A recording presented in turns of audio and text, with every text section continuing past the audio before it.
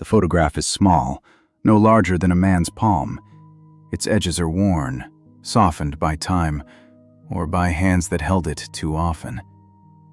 It was taken in 1888, a surgical amphitheater, gaslight casting harsh shadows across marble surfaces.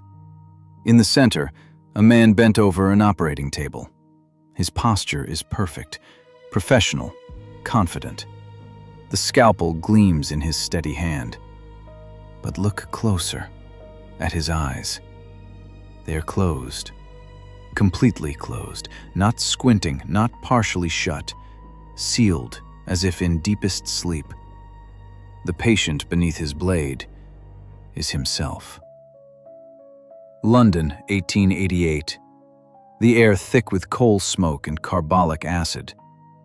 This was the age of surgical revolution. Joseph Lister's antiseptic principles were transforming medicine.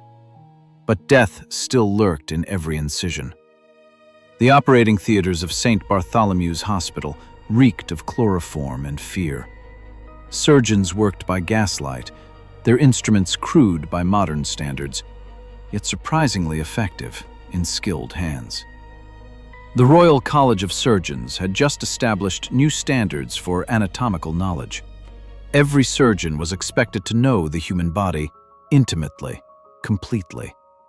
But none were expected to operate on themselves while unconscious. Sleep research was in its infancy, the mechanisms of consciousness barely understood. Dr. Wilhelm Greisinger's work on mental pathology was considered revolutionary, but sleepwalking remained a medical curiosity, not a surgical concern. Josiah Edmund Whitmore, born in Gloucestershire, 1857. Brilliant from childhood. He could recite Gray's Anatomy by age 16. Edinburgh Medical School accepted him at 17, youngest student in his class. He graduated with highest honors, summa cum laude. His thesis on neural pathways was published in The Lancet, unprecedented for a student. By 28, he was chief surgeon at St. Bartholomew's. His colleagues described him as meticulous, methodical, absolutely precise. He never lost a patient to surgical error. Never.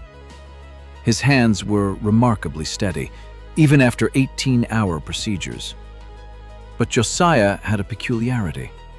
He sleepwalked, not occasionally, every single night. His wife Margaret would find him wandering their Bloomsbury townhouse, sometimes in the garden, sometimes arranging surgical instruments in his study. But he always returned to bed before dawn, with no memory of his nocturnal wanderings. October 15th, 1888. Dr. Frederick Ashworth was conducting his evening rounds, a respected physician, 40 years of experience, unshakable reputation for accuracy.